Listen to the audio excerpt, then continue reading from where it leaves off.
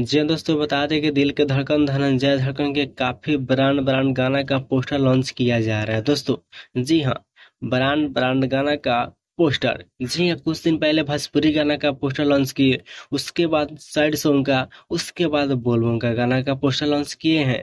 बोल रहे हैं धनंजय धड़कन बहुत ही जल्द आएगा। जी हाँ, बहुत ही डीडी रिकॉर्ड के माध्यम से सॉन्ग को करेंगे रिलीज, जिस सॉन्ग का टाइटल है देवघर के राजा। जी हाँ, देवघर के राजा, जो कि मिठू मिसाइल ने लिखे हैं, संगीत विकेश भोजपुरिया। जी हाँ, बहुत ही जल्द आप लोग का डीडी रिकॉर्ड भोजपुरी के माध्यम से धनंजय धड़कन इस सॉन्ग को करेंगे रिलीज। जी हाँ दोस्तों, अब की बार सबका तोड़ेंगे रिकॉर्ड, अवधेश प्रेमी भी होंगे पीछे। सब आदमी का रिकॉर्ड ही तोड़ेंगे सिंगर, जो कि दिल के धड़कन धनंजय धड़कन। चलिए मिलते हैं नेक्स्ट वीडियो में, तब तक के लिए बाय दोस्तों।